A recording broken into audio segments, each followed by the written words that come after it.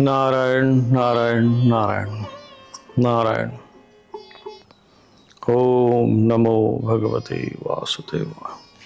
ओम नमो भगवते वासुदेवाय। ओम नमो भगवते वासुदेवाय। ओम नमो भगवते वासुदेवाय। ओम नमो भगवते वासुदेवाय। ओम नमो भगवते वासुदेवाय। ओम नमो भगवते वासुदेवाय। कृष्णाय वासुदेवाय हरे परमात्मने प्रणतक्लेशनाशाय गोविंदाय नमो नमः।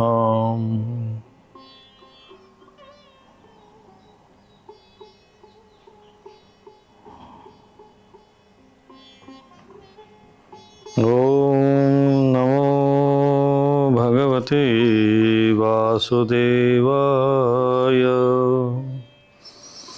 ओम नमो भगवते वासुदेवाय। कल हमने अध्याय 2 के 13वें श्लोक तक व्याख्या सुनी थी। आज हम 14वें श्लोक से व्याख्या आरंभ करते हैं।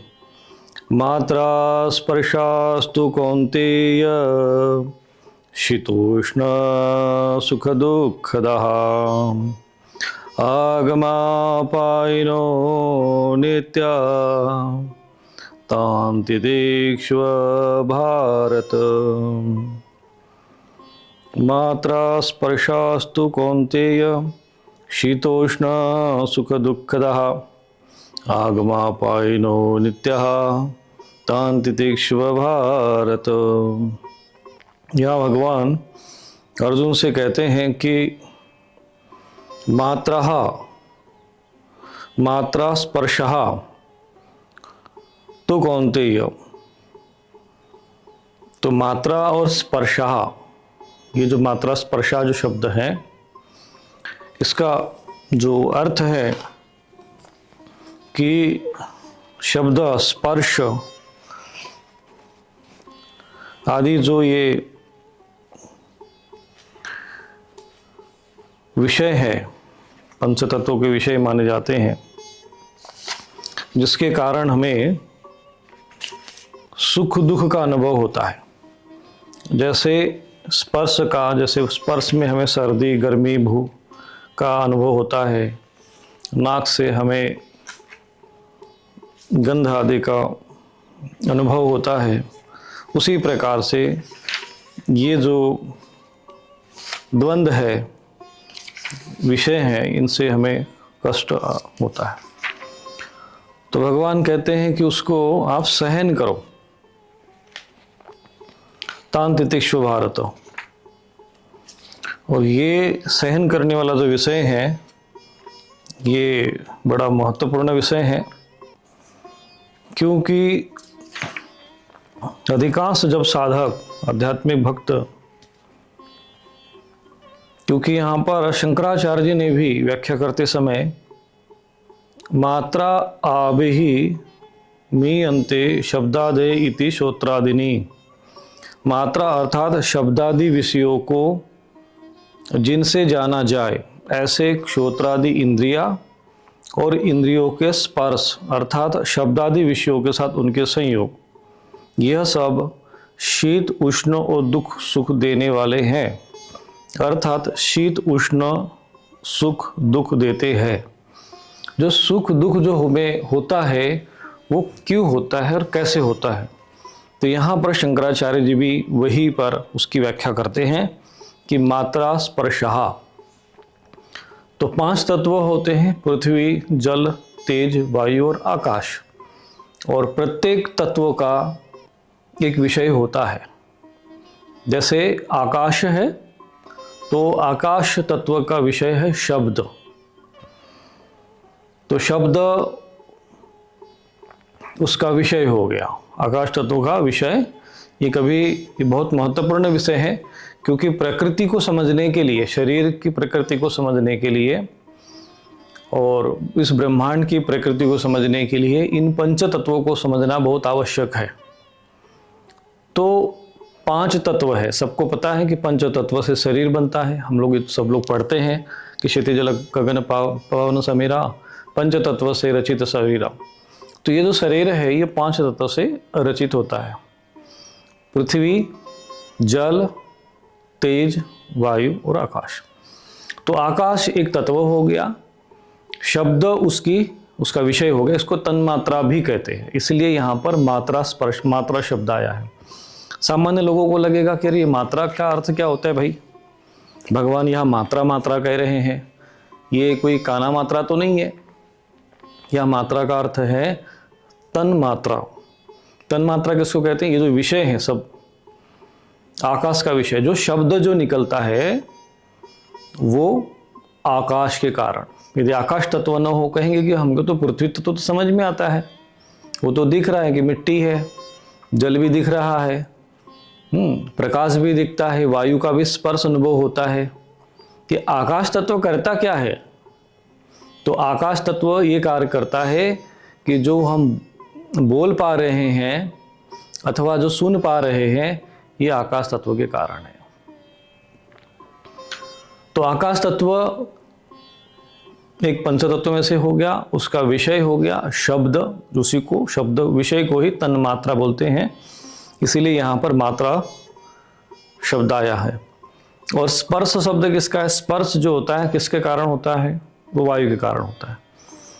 तो आकाश का विषय या अर्थात तन्मात्रा, उसी को यहाँ पर मात्रा कहा गया है। शंकराचार्य जी ने भी उसी को यहाँ पर अर्थ वही लगाया है। तो प्रत्येक तत्व की एक मात्रा होती है, तन्मात्रा होती है, और उसके एक इंद्रिय होती है, कर्म इंद्रिय, और एक होती है ज्ञानेंद्रिय। तो आकाश हो गया तत्व, शब्द उसका हो गया विषय या तन्मात्रा या मात्रा, तीनों बात एक ही। तो कर्मेंद्रिय क्या हो गई? ज्ञानेंद्रिय क्या हुई? आकाश तत्व की ज्ञानेंद्रिय कौन हुई? फिर जब शब्द है तो आप अंदाज लगाइए, अनुभव करिए। शब्द सुनते किससे हैं? बोले सुनते तो हम कान से है, तो कान हो गई ज्ञानेंद्रिय, क्योंकि हम सुन रहे हैं। कान से हम बोलते नहीं है, हम ज्ञान लेते हैं। ज्ञानेंद्रिय क्या करती है? ज्ञान ग्रहण करती है। ज्ञानेंद्रिय क्या करेगी? ज्ञान ग्रहण करेगा। तो 10 इंद्रियां होती हैं, जिसमें से 5 ज्ञानेंद्रियां होती है और 5 कर्मेंद्रिय होती है। तो ये जो ज्ञानेंद्रिय, एक ज्ञानेंद्रिय और एक कर्मेंद्रिय एक तत्व की होती है। अब यही आपको प्रकृति और पुरुष में सांख्य योग में यही बात समझना पड़ेगा। अब ये चूंकि विस्तार से समझा रहे हैं हम आपको। तो कर्मेंद्रिय कौन हो गई? ज्ञानेंद्रिय कौन हुआ? आकाश का कान। तो कर्मेंद्रिय क्या हुई भाई? कर्मेंद्रिय है तो मुख जो है बोलना, मुख से बोलते हैं, तो मुख से जो शब्द बाहर आ गया, इसे कर्म हुआ। आप बोल रहे हैं, कर्म हुआ। पर आप कान से बोल सकते हैं क्या? मुख से सुन सकते हैं क्या? नहीं। यानी मुख जो है कर्मेंद्रिय हो गई आकाश तत्व की, और ज्ञानेंद्रिय आपकी हो गई आकाश तत्व की कान। अब ऐसे ही आते हैं वायु पर, इसलिए स्पर्श शब्द आया ना, इसलिए मैं आपसे कह रहा हूं, क्योंकि ये जो श्लोक है उसी स्पर्श से संबंधित है। क्योंकि सर्दी गर्मी जो लगती हैं वो उसे स्पर्श का अनुभव करते हैं। तो स्पर्श जो है वो किसका होता है? हमको वायु के कारण स्पर्श का अनुभव होता है। तो वायु तत्व हो गया, स्पर्श उसकी तन्मात्रा हो गए, तो स्पर्श किसको अनुभव होता है? ज्ञानेंद्रिय कौन सी हो गई फिर? भाई स्पर्श का अनुभव किससे होता है? तो ज्ञानेंद्रिय कौन होगी? तो स्पर्श होता है हमें त्वचा के द्वारा।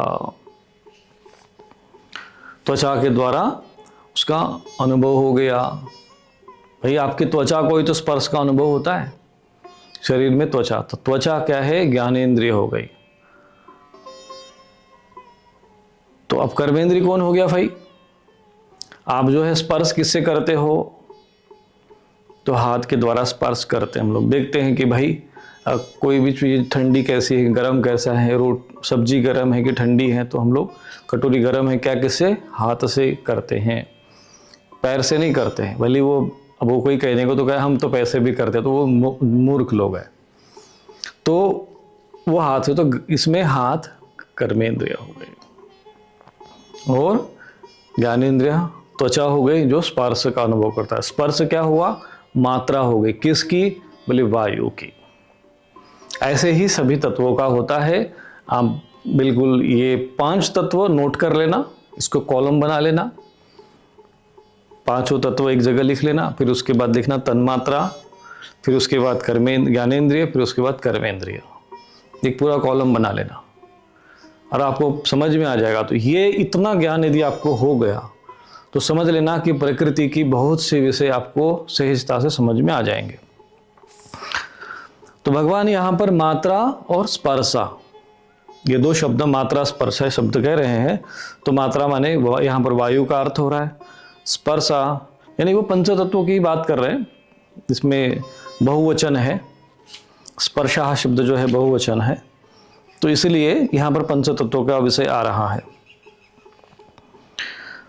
यहाँ पर शंकराचार्य जी भी कहते हैं कि अथवा स्पृश्यते इति स्पर्श विषय शब्दादयः, अर्थात जिसका स्पर्श किया जाता है वे स्पर्श अर्थात शब्दादि विषय।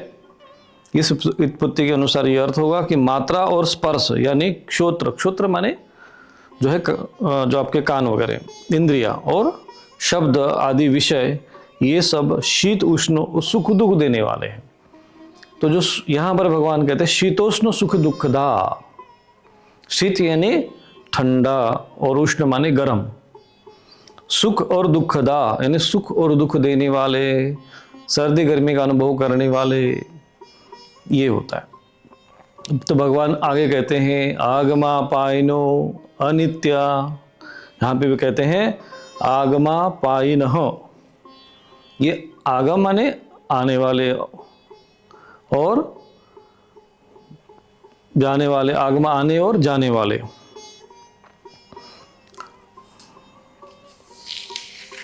और अनित्य, अनित्य है,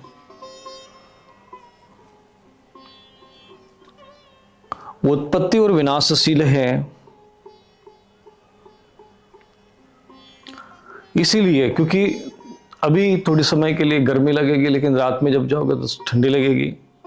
अभी ठंडी के दिन थे तो ठंड लग रही थी, अभी गर्मी के दिन आएंगे तो गर्मी, तो आए और चले गए।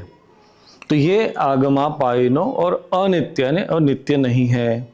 इसलिए हे अर्जुन तान तितिक्षु भारत, भारत यहाँ पर शब्द किसके लिए संबोधन है?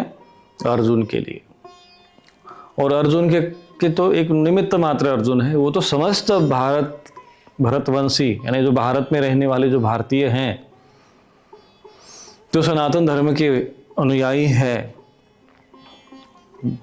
उन सभी को भारत शब्द कहा गया है, केवल भरतवंशियों के लिए नहीं है। जो भी भगवान की भक्ति करता है, भा यानी यहाँ पर भा का अर्थ यहाँ ज्ञान से होता है, और रत यानी जो ज्ञान में जो रत हैं, जो जिज्ञासु है, जो ज्ञानी है, जो अध्ययनशील है, जो मननशील है, वो सब भारत है। और ये संबोधन अर्जुन का भी है, इसलिए उसको कहा कि हे अर्जुन, हे भारत, तुम उसको सहन कर। और ये बात प्रत्येक साधक के लिए जो है महत्वपूर्ण विषय है। अब होता क्या है कि जब आप किसी साधना करते हो, ठंडी का समय, अरे गुरुजी नहीं हो पाता है हमसे, ठंड लग रही है, सुबह नहीं उठ पाते हैं, बोले इसी को तो सहन करना है। आश्रम में आते हो, गुरुजी एक ही कंबल है, ठंड लग रही है, थोड़ा सा ज़्यादा ठंड तो नहीं लग रही, बोले नहीं पर थोड़ी लग रही है, एक कंबल से काम नहीं चलेगा, दो चाहिए। नहीं बेटा तू दो नहीं, एक ही रख, उसको सहन कर। जैसे जैसे आप सहन करोगे अपने शरीर मजबूत होगा, और इसके साथ साथ आपका मन भी जो है वो सक्षम होगा, बलवान होगा, और आपके वश में होने लगेगा। क्योंकि जो मन है, जो बाह्य मुख, जो बहिर्मुख होकर जो विषयों का जो भोग लेता है, विषय, जब भी विषय की बात आती है ना, यही होती विषय, शब्द, स्पर्श, रूप, रस और गंध, ये जो 5 विषय माने गए। तो ये जो 5 विषय हैं, इसका आनंद लेते हैं, क्योंकि शब्द का अच्छा कान को सुनने को मिले, त्वचा को अच्छा स्पर्श चाहिए। तो ये कौन करता नहीं, मेरे मन को बड़ा अच्छा लग रहा है आपके स्पर्श से, आपके शब्द से मुझे बहुत अच्छा लग रहा है, मेरा मन प्रसन्न है। तो मन जो है इन इंद्रियों के द्वारा जो है विषय भोग को ग्रहण करता है, इसी को विषय भोग कहते हैं। जब भी विषय भोग शब्द आता है तो लोग समझ में नहीं आता ये विषय माने क्या है, ये मात्रा क्या होता है। तो ये विषय है शब्द, स्पर्श, रूप, रस, गंध, और इसको मात्रा भी कहते हैं। जैसे आकाश तत्व का मैंने बताया, शब्द उसका विषय हो गया, वायु का स्पर्श हो गया। तो ये जो ज्ञान इंद्रिय के द्वारा, जैसे अभी वायु का हो गया त्वचा, ज्ञान इंद्रिय हो गए, तो उससे मन जो है वो इंद्रियों के माध्यम से सुख और दुख का अनुभव करता है। जैसे किसी का स्पर्श है, हमें सुख कारक होता है, किसी अगर दुष्ट व्यक्ति का स्पर्श हो गया तो हमें दुख कारक होगा। अभी इस समय गर्मी का समय है, आ रहा है, अब शीतल हवा, एसी की हवा, पंखे की हवा आएगी तो अच्छा लगेगा। बाहर नदी किनारे जाएंगे, ठंडी हवा आएगी, अच्छा लगेगा। परंतु वही अगर हम कहीं पर धूप में चले गए तो बुरा लगेगा, कष्ट होगा। तो भगवान कहते हैं कि कष्ट हो तो भी उसको सहन करो, अच्छा लग रहा है तो उसमें मत फंसो, सहज में मध्यम स्थिति में रहो, और अपने कर्म में बाधा न आने पाए। नियम अगर है कि हमें 5 बजे उठना है तो 5 बजे में उठिए, सर्दी गर्मी आदि ये सब चीज़ों को सहन करना है, ये कहते हैं। अब भगवान यहाँ से जो आरंभ कर रहे हैं अर्जुन को तैयार कर रहे हैं, और यही से आरंभ होती है साधना। तुम सोचते हो कि हमें बहुत बड़ा पावरफुल मंत्र मिल जाए, कोई कुछ मिल जाए, भाई तुम अभी तैयार नहीं हो, अभी तुम साधक नहीं बनने योग्य नहीं हो, तुम अभी ग्रहण करने योग्य नहीं मंत्र के।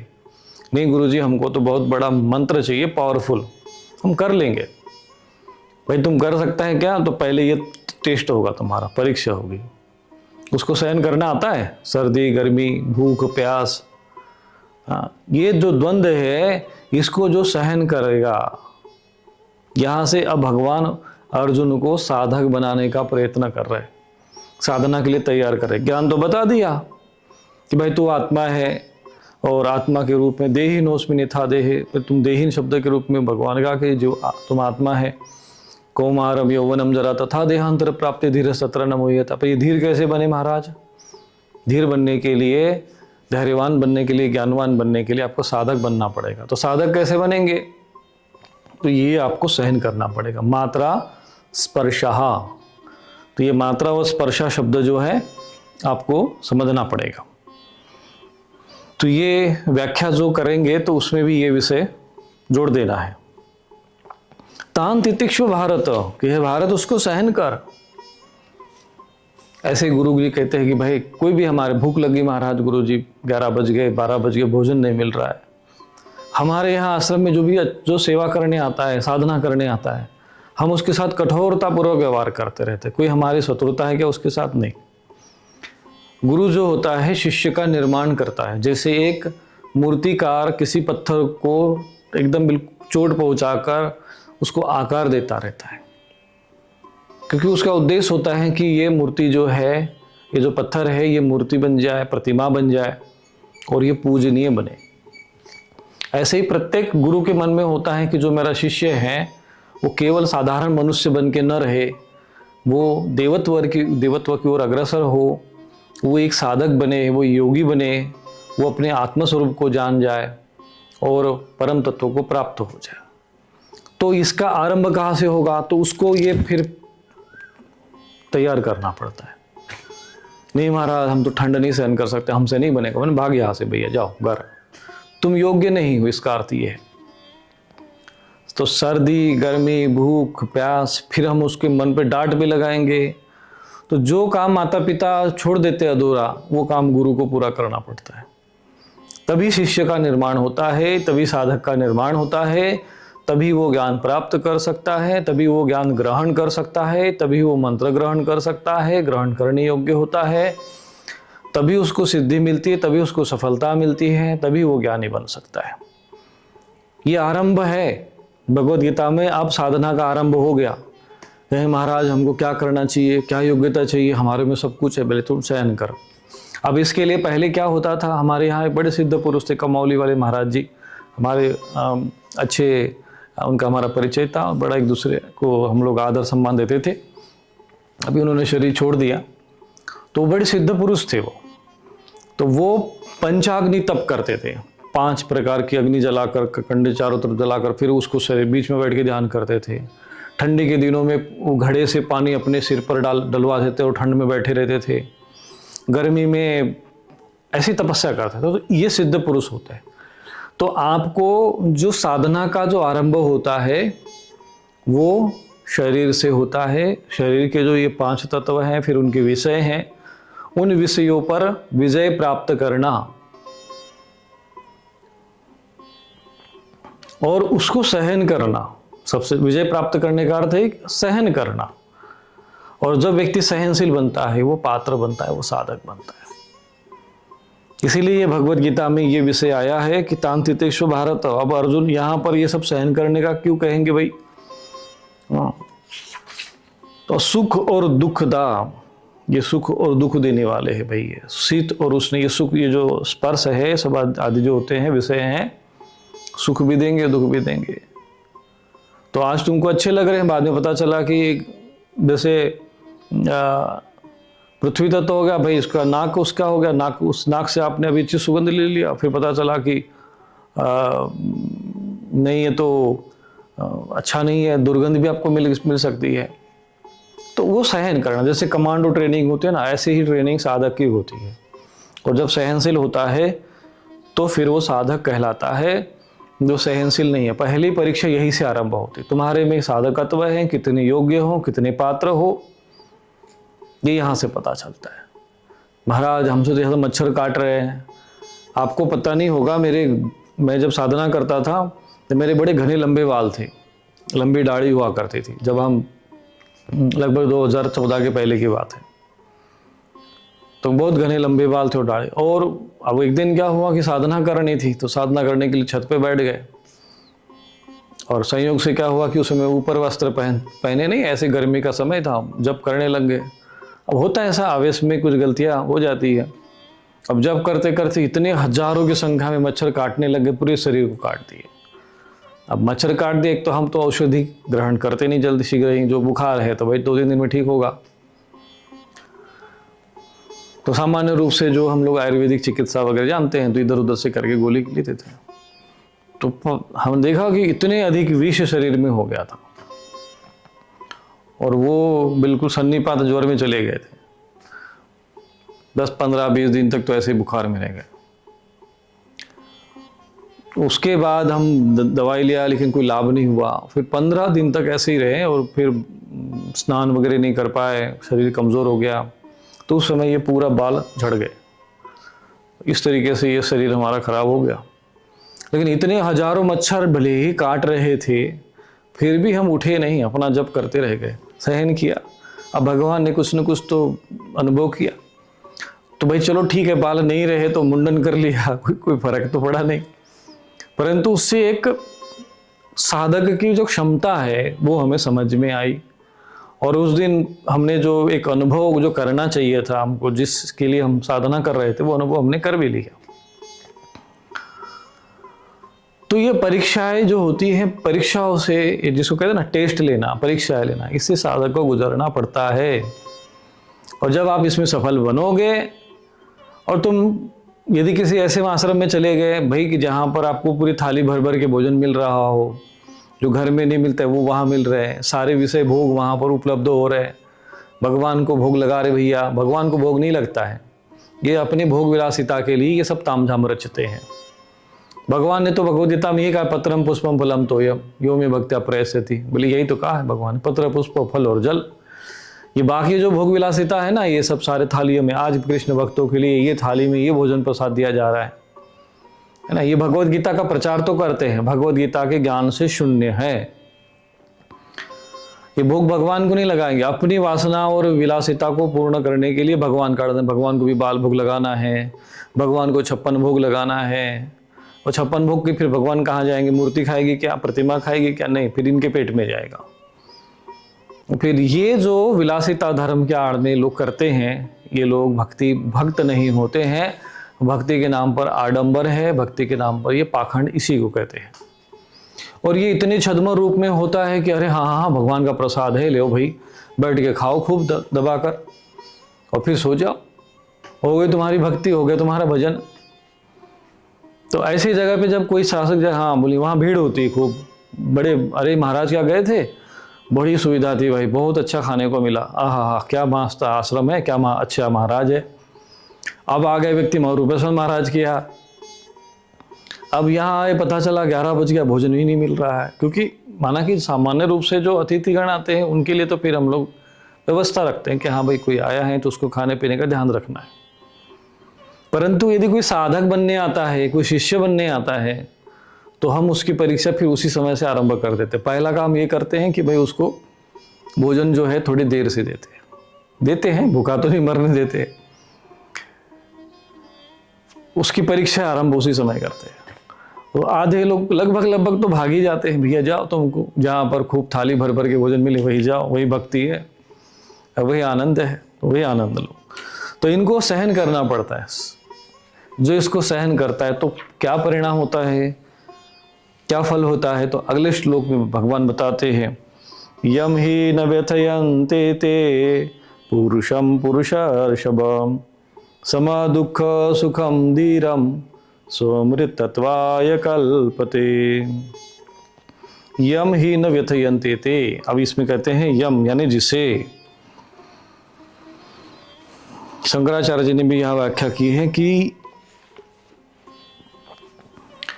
व्यथयन्ति एते पुरुषम पुरुषर्षभ, पुरुषर्षभ का अर्थ यहाँ पर भगवान ने अर्जुन के लिए कहा है। और ऐसा व्यक्ति जो सम और जो सुख और दुख में जो सम हो गया, सुख मिला तो भी ठीक, दुख मिला तो भी ठीक, ठंडी लगी तो ठीक है सहन कर लिया, गर्मी लगी तो सहन कर लिया, और धैर्यवान बना रहा। भाई ठीक है, गुरुजी ने भाई नहीं भोजन हमको 11 बजे देगा तो 2 बजे देंगे, 3 बजे देंगे, 4 बजे देंगे, चलो एक दिन नहीं मिले तो एकादशी मान के रह लेंगे, फल ही खा लेंगे। जिसने अपने अंदर धैर्य बंधा लिया और सुख और दुख में सम हो गया, क्या परिणाम निकलेगा, क्या होगा फिर? तो परिणाम ये निकलेगा कि सो अमृत तत्वाय कल्पते, वो अमृत तत्व का अधिकारी होता है, वो मोक्ष के योग्य होता है। देख लो यहां पर आ गई वही बात, तुम मोक्ष के अधिकारी हो या नहीं हो, तुम उस अमृत तत्व के, वयम अमृतस्य पुत्रः, ऐसा वेद वाक्य है कि हम लोग अमृत तत्व के पुत्र है। ईश्वर अंश जीव अविनाशी, ईश्वर के अंश है, लेकिन फंसे हुए हैं इन 5 इंद्रियों के जाल में। भूख लग गई, हाँ भाई हम भोजन चाहिए, ठंड लग गई, गर्मी लग गई, तपने लग गए, इसको सहन करना पड़ता है। यही भगवद गीता यहाँ से आरंभ हो रही है। अब तो ये 2 आपके अंदर क्वालिफिकेशन होनी चाहिए, योग्यता होनी चाहिए, तो क्या होगा, फिर आप अमृत तत्व के अधिकारी हो। वो जो ज्ञान अमृत है उसके अधिकारी तब बनोगे जब आप सम दुख सुखम धीरम, सुख और दुख में, शीत और उष्ण में, भूख और प्यास में आप सम रहोगे, इसको सहन करोगे। अब ऐसा नहीं कि आज तो कोई साधु भूख प्यास से मरा है क्या? आज तक कभी देखा है आपने, सुना कभी कोई साधु महात्मा भक्त जो है भगवान की भक्ति कर रहा था, भूखा प्यासा मर गया? हम तो जंगल में यहाँ पर रहते थे, उस समय बहुत घनघोर जंगल था। अब तो सब देखा कि आश्रम में सब कुछ व्यवस्था है, अब इतना परिश्रम से ये चीज़ें तो खड़ी हो गई। परंतु जब हम साधना करते थे तब यहाँ कुछ नहीं था, कुटिया भी नहीं थी, घास की कुटिया में रहते थे, इतना घनघोर जंगल था, कि यहाँ पर चारों तरफ 50-100 तो उसमें सियार घूमते थे, सांप है, और एक गोहू होती है, आपने देखा होगा इतने लंबे से जो होती, वो घुस जाते थे, कोई बिच्छू घूम जाता था। इन जंगलों के बीच में रहते थे। सामने गंगा जी किनारे मुर्दे पड़े रहते थे, क्योंकि शव यहाँ फेंकने का स्वभाव जो प्रकृति इधर नियम बना है, तो वो सब कुत्ते बाहर निकाल लेते थे, शवों को नोचते थे, कहते थे कि तुम्हारे शवों को कुत्ते नोच लेंगे। तो वो हमने ऐसे देखा है कि लोगों, किसी का पापी आदमी रहते होंगे तो उनके शव वहाँ पे फेंक देते होंगे, आखिर उनको कुत्ते नोचते थे। सियार वहाँ वो बहुत भयंकर घनघोर होते थे, उनके बीच में रहते थे। 15-16 वर्ष के, 16 वर्ष के लगभग हम उस समय की आयु की थी, तब तो हमारे एकदम मूछ की कोर भी नहीं आई थी। ऐसी परिस्थिति में अकेले जंगल में रहते थे, और उस परिस्थिति में भी हमारा ये संकल्प था कि भाई हम किसी के सामने हाथ नहीं फैलाएंगे, किसी को मांगने नहीं जाएंगे। जिसको जो प्रारब्ध में लिखा होगा, मेरे शरीर को रखने के लिए प्रारब्ध होगा तो आएगा व्यवस्था, नहीं है तो फिर जयराम जी की।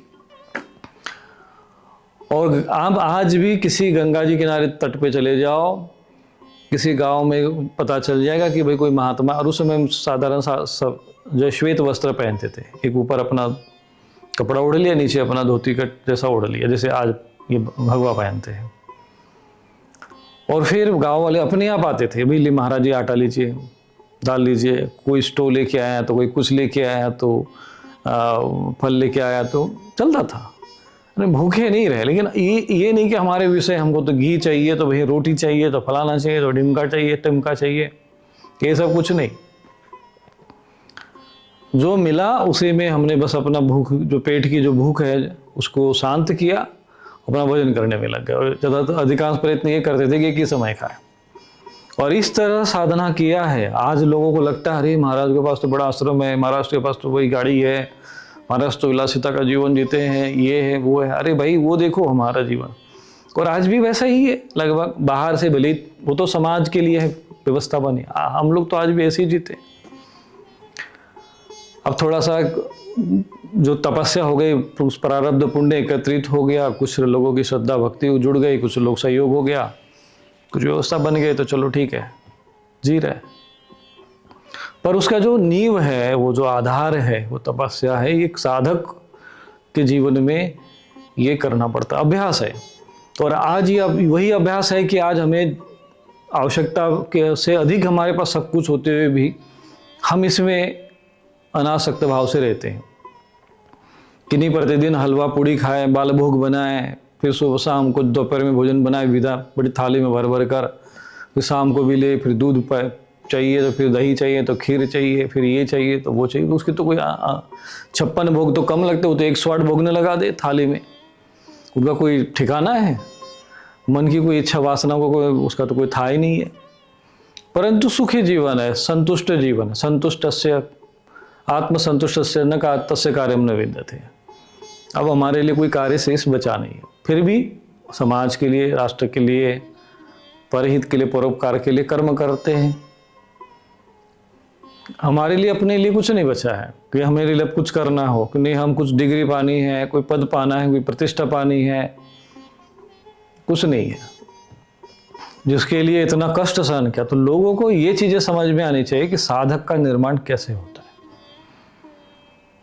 और इस बात के साक्षी हैं आज भी, किसी भी कभी भी आप लोग आ जाओ और आसपास के क्षेत्र में जो गांव है, जिन्होंने हमारी उस अवस्था में मुझे बचपन में देखा है और जिन्होंने बराबर सहयोग करते थे, भगवान अपनी प्रेरणा करते थे। एक एक परिवार है, वो बराबर अपना गुरुवार के दिन आते थे, गुरुजी भी मानते थे, माना कि उस समय दीक्षा भी नहीं देते थे, पर वो अपना भोजन पहुंचा देते थे। जैसे कि आलू पहुंचा दिया, चावल पहुंचा दिया, मूंग की दाल पहुंचा दिया, जो भी आवश्यकता लगे, हल्दी है, नमक है, जो चाहिए सो मिल गया। तेल मिल गया तो ठीक, नहीं मिला तो बिना तेल की सब्जी बना लो, क्या समस्या है। तो भाई आलू है, आलू काट के डाल दो, चावल डाल दो, ऊपर से नमक डाल दो और पका दो, तब भी क्या उसमें स्वाद नहीं आएगा। खूब उसमें मसाले चाहिए, फिर ये चाहिए और वो चाहिए, और फिर भगवान को भोग लगे। तो हमने ऐसा जीवन जिया है, और इसीलिए पहले साधक बनो। यदि तुम सिद्धि पाना चाहते हो, तुम्हारे में वो मोक्ष पाना चाहते हो, वो अमृत तत्व पाना चाहते हो, तो उसके लिए यम ही न व्यथयन्ते ते पुरुषम पुरुषर्षभ, जिसको ये सब चीज़ें व्यथित नहीं करते, सर्दी लग रही तुमको व्यथित करता है, भूख लग गई तुमको व्यथित करता है, तुमको प्यास लग गई तुमको व्यथित करता है, गर्मी लग गई तो कैसे रहेंगे, कूलर चाहिए हमको, एसी के बिना काम चलेगा नहीं, पंखा चाहिए, सहन करो, ये सब चीज़ें सहन करो। और तब तुम ऐसे अंदर से मजबूत बनोगे, ऐसे साहसी बनोगे, जैसे कमांडो, मिलिट्री के कमांडो निकलते ना बाहर, फिर सैनिक नहीं होता, फिर वो कमांडो होता, फिर उसको कहीं भेज दो। ऐसे ही हमने, इसीलिए हम आपसे कहते हैं कि मैं शिष्य नहीं योद्धा बनाता हूँ, साधक नहीं सैनिक बनाता हूँ मैं। तो हमारी ट्रेनिंग भी ऐसी है, हमारे साथ शिष्य लोग जुड़े हैं तो हम बिल्कुल डांटते हैं, बराबर संयम में रखते हैं, लेकिन अंदर से मन प्रसन्न भी होता है कि कितने अच्छे शिष्य जो है आज। और हमारे 10 ऐसे शिष्य जो हैं वो 10,00,000 पे भारी पड़ जाते हैं। क्यों? क्योंकि हम उनको ऐसा निर्माण कर रहे हैं उनका।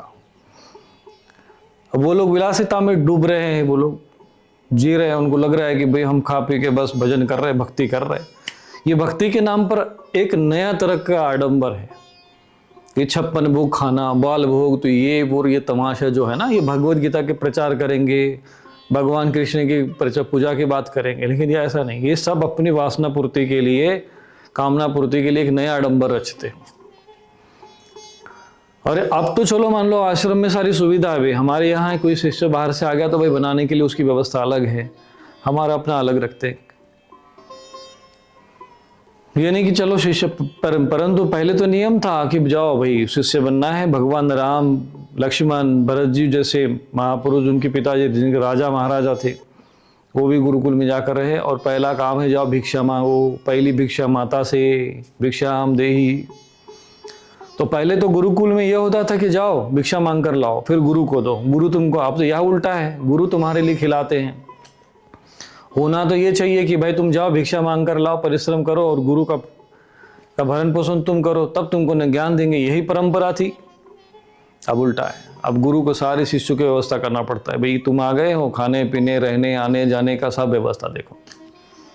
देखते भी है, इतना सब कुछ करने के बाद भी अगर गुरु की डांट लग गई, फटकार लग गई, अरे गुरु जी ठीक नहीं है, फिर वो निंदा में लग जाएंगे। ऐसे चांडाल कपटी लोग होते हैं जब जो उसमें फेल हो जाते हैं, जब उनको वहां से फिर चूंकि कुछ फिर ऐसे उनका पाप कर्म, उनका जो अयोग्यता उनकी जब प्रकट होती है, फिर वो बाहर जाते तो कुछ नहीं, फिर उनका वो शैतानी रूप प्रकट होता है, फिर वो फिर निंदा करना शुरू करता है। अरे महाराज के हम गए थे, हमको तो जो है वहाँ पर जो है एक प्रकार से बंधुआ मजदूर बना के रखते थे, हमको तो बड़ा कष्ट और पीड़ा देते थे, भाई खाने को नहीं टाइम पर मिलता था, जबकि यहाँ पर सारी सुविधा रहती, फिर भी मतलब जो उनका जो कपट पाप है उनके माथे पे चढ़ता है, वे अपने दुर्गति करने के लिए लगे रहते हैं। तो जो वो चाहते हैं, जिस छल और कपट के द्वारा वो सब सोचते हैं, आते हैं, वो कपट उनका पूर्ण नहीं होता है, तो फिर वो निंदा में लगते हैं। भगवान ने कहा है कि निर्मल मन सो मोहि पावा, मोहि छल छिद्र कपट नहीं भावा। लेकिन यही है कि अगले जन्म में फिर ऐसी निंदा करते हैं, फिर ये सब उल्लू बन के घूमते हैं, फिर अगले जन्म में पशु पक्षी बनकर।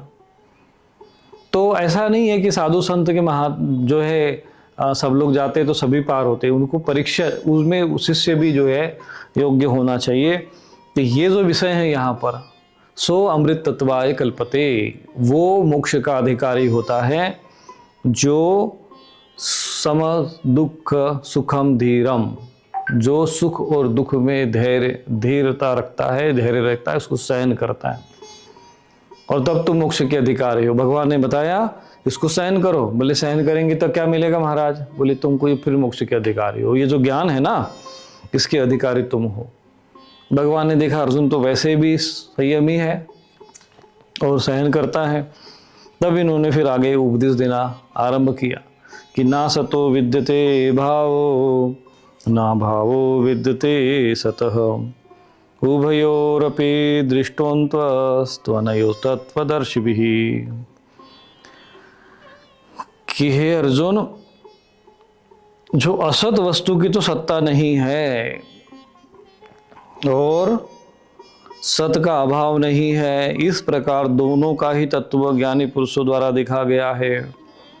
कहते हैं कि न असत विद्यते भावः न अभाव विद्यते सतः, उभयोः अपि दृष्ट अंतः।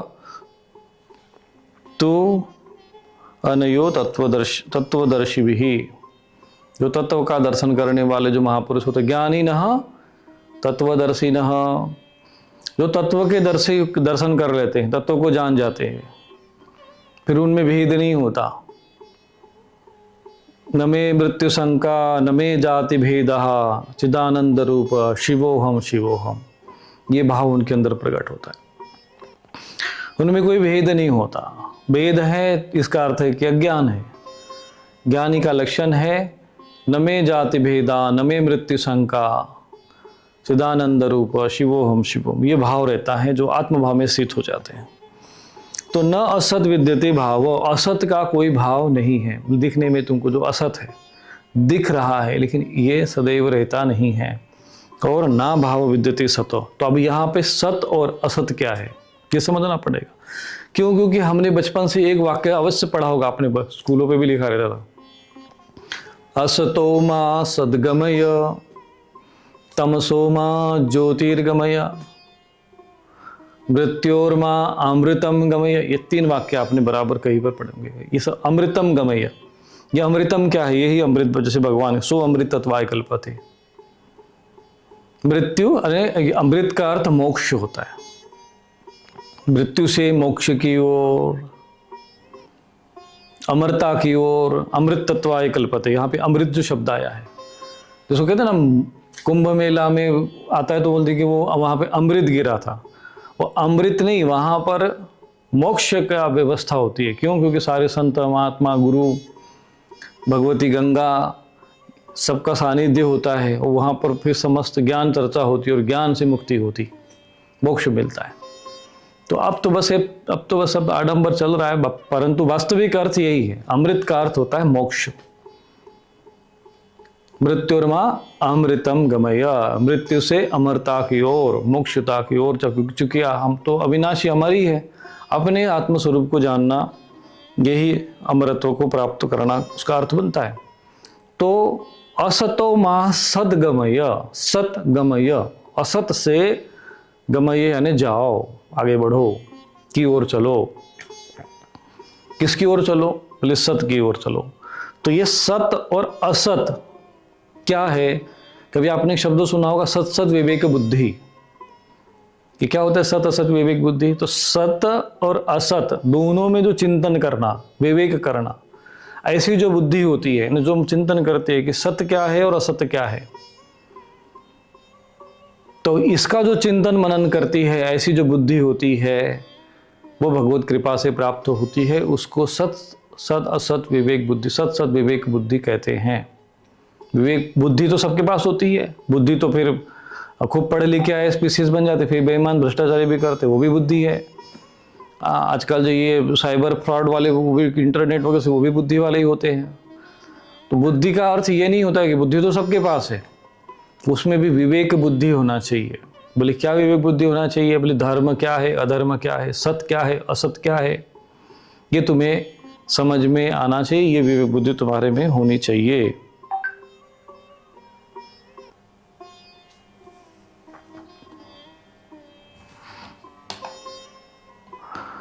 तो इस प्रकार से